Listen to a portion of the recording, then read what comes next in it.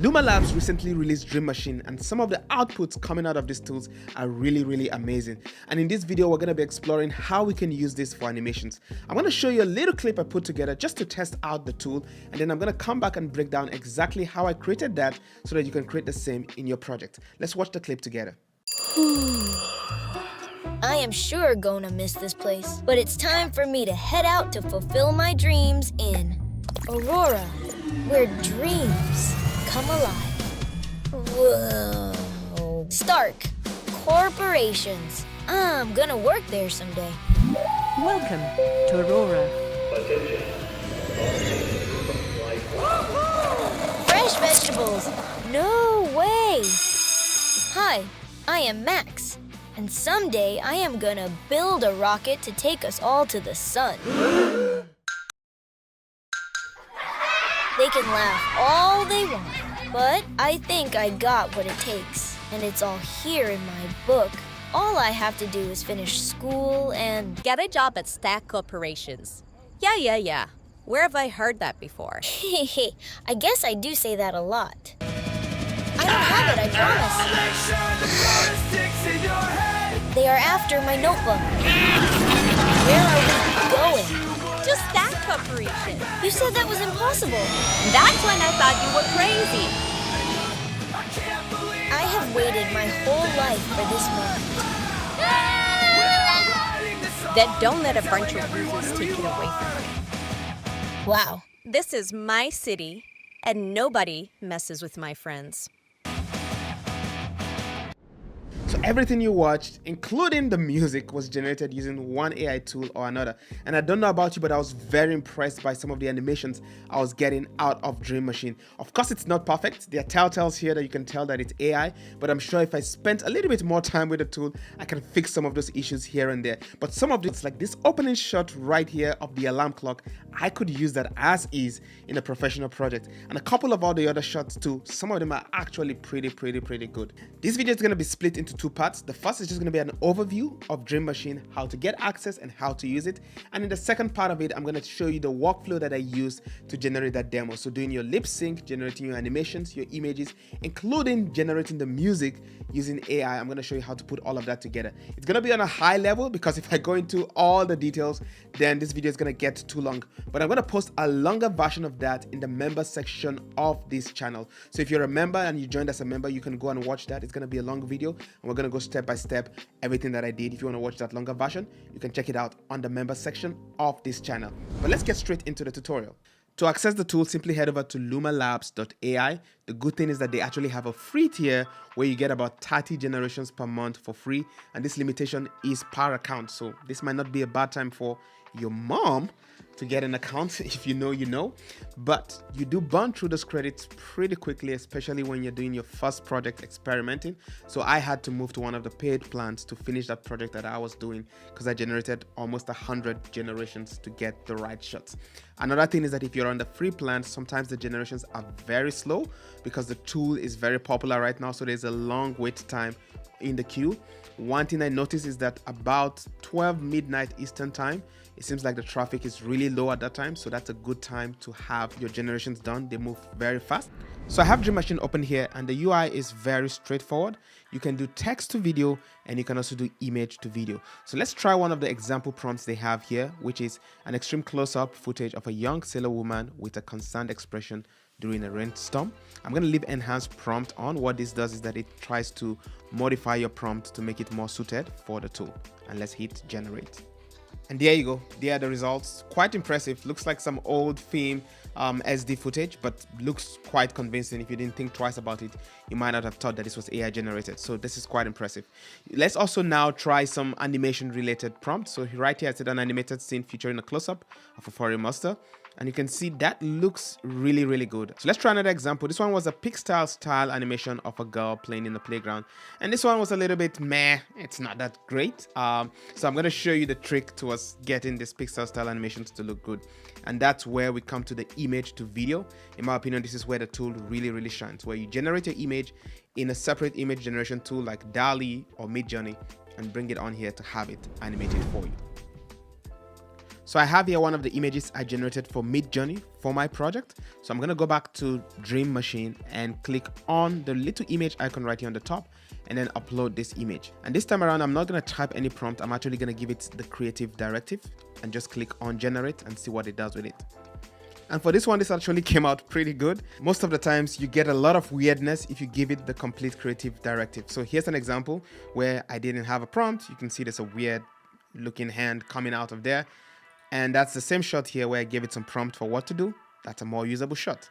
Here's another example with no prompt. You can see a guy morphs, a hand comes out, very weird.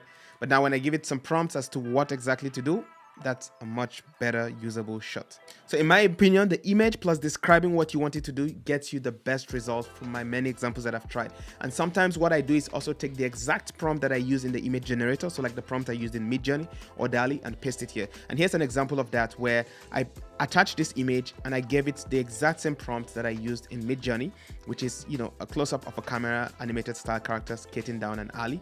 And you can see this shot right here was very stable. There was not weirdness going on. It really adhered properly to this font. And then what I do is that I then add some subtle animations that I would want to happen in addition to that. Like in this case, I added that the boy is blinking his eyes. And if you look through the end there, you can see his eyes blinking a little bit. So it did adhere to that prompt. And it's quite good with that. So in this example, I did the same thing, but I added that it's windy and the wind is moving his hair. And as you can see, it's doing the hair movement, and the physics of that hair movement is really phenomenal. The way it's getting that hair movement, it's really blown away. That blew me away. So it does a very good job at that. So in my opinion, in general, if you want to get the best of this, generate your image from an image generation tool, bring it on here, use the exact same prompt or similar prompt that you use in the image generator on this, and then add additional kind of animations that you would like to see the character doing, moving their hands, moving their heads, and things like that. I've gotten the best results using those two combinations. If you're enjoying this video so far, kindly give it a like and subscribe for more tutorials like this one. Alright, let's move on to the second half of this video where I show you the workflow that I used to generate the little trailer we did in the intro. So my step was this: create a consistent looking character and then generate all the images that I needed to use for the project. I then took that to Dream Machine to animate them, and then I used 11 Labs to generate all my voiceovers, used another tool to do the lip syncing to fix any lip syncing issues, and then took all of that together, put it together in a video editing tool, put in sound effect, music, and all of that. And the music was generated using a tool called Udio, and I'm going to show you all of that. All right, so let's get to the first step, which is generating your character and generating it consistently. Because I was telling a coherent story, it was important for me to have a character that kind of looks like Max across all scenes. I said kinda because if you look at some scenes there, it's not exactly the same person, but you get the point that, yeah, this is the character we're talking about. I used Midjourney for that, but since Midjourney is not free to use, I'm going to show you how to do this using ChatGPT for free. So both if you're on the paid plan and the free plan, I'll show you a trick that you can use using ChatGPT to generate your images consistently for free. All right, so I have ChatGPT opened here, and you can create an account completely free to use ChatGPT. And as of 2 weeks ago, GPTs, which are like apps in ChatGPT, are now free to use, which is what we're going to be using to generate a consistent character. Right here, if you click on Explore GPTs, type and search for one that is called Consistent Character GPT, Fast and High Quality. Click on that and then start a chat. Now, if you have a paid account with ChatGPT, you can go ahead and just follow all the prompts and create your characters with no issues. But if you do not have a paid plan with ChatGPT, paste this additional extra prompt, and I'll probably put that in the description. And the prompt is this: before we get started, some additional instructions for you, which is whenever you want to generate an image, do not generate it, but just give me the prompt that I can copy and paste in DALL-E. We're then going to use Microsoft Copilot every time we need to generate an image to dump that there to generate it for free. And let me show you how that works. So I'm going to give you that instructions, and you can copy that and paste it. So first it wants to know what my character should be. So I'm going to say a male character. All right, so it wants a name for the character, so I'll just call him Max like I did in my intro and things like that. So I have a prompt that I already kept here, so I'm just gonna dump that prompt, and you can pause this video to see what the prompt is. But the most important thing is that if you want your character to look like that 3D animation style character, just add the word pixel. So if you put the word pixel in any image generator, most of the times they'll give you a character looking like that 3D animation kind of characters. So I'm gonna hit enter. So as you can see, instead of generating the image, it gave me the prompt, so I'll copy that. If you are on a paid plan and you didn't type that instruction on the top, it will actually generate an image of Max. But since I want to show you how to do this for free, I'm going to copy that prompt that it gave, I'm gonna head over to Microsoft Copilot, that's copilot.microsoft.com, create an account for free, and simply paste that prompt here and hit enter.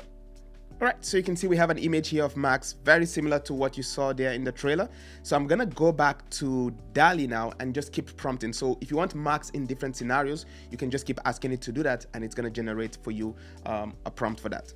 So in this case, I'll say create an image of Max in a rusty warehouse with metallic equipment around Max is doing an experiment on a table. So this is a random prompt, so I'm gonna click on that. All right, so I'm gonna copy that prompt.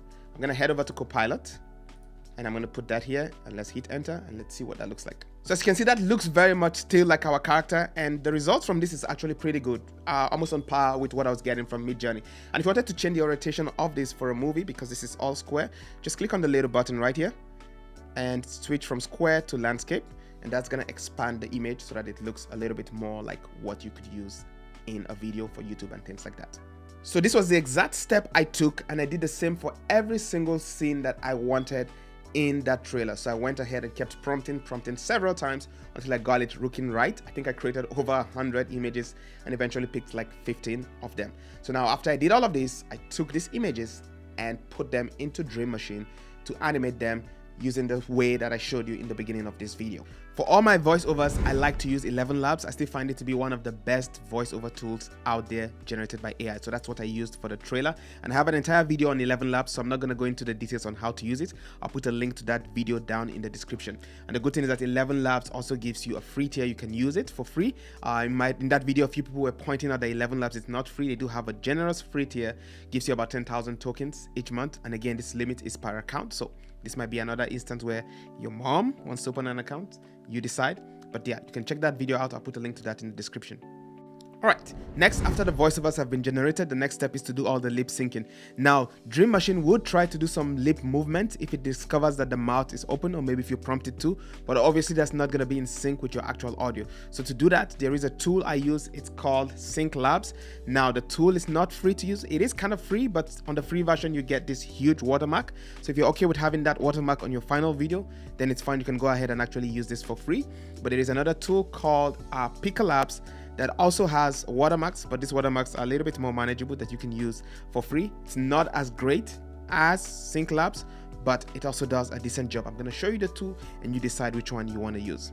So I have SyncLabs open here, and I'm just going to click on a new project, and what you just simply need to do is upload your video. So I have the video uploaded, and then next I'm going to upload the audio. So I have an audio right here, and then you can choose from the different models. I like this 1.6.1, but 1.6.0 also works pretty fine. Just depends on how high a resolution of a video you want. Either of them works pretty fine, and then you simply just hit generate. So this is before. You said that was impossible. You said that was impossible. And now this is after, when we actually have the lip sync working. You said that was impossible. So you see, that's a lot better. And with this weird artifact, it does that sometimes when it's a silence at the end, but this you can cut out when you're editing this on your video editor. All right, and on PikaLabs, once you go to pika.art, create an account, you just upload your video, right here, and then click on the lip sync option. And then right here, you can upload whatever audio file you have, and then you say attach and continue. Where are we going? That's how that sounds. It's not bad, but you can see there's a lot of flickering and artifacts on the mouth, so it's not necessarily 100% great, but it's also usable. And the watermark they have is just this little watermark right here, which for me is a little bit more usable if you want to use this for free. And once you pay, the watermark goes away also.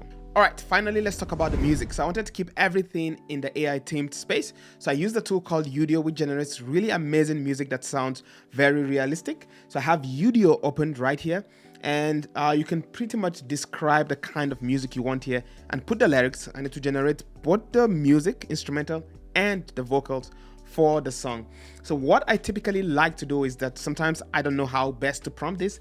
I come here under Discover, and I try to find something that has been created in the same genre that I'm looking for, and then that way I can just copy that prompt to get something similar. So, all right, so for example, let's say I wanted to do a hip-hop song. I'm going to click on hip-hop and just check out a few of these examples that they've done to see the one that's very close to what I want. So for example, let's try this one here.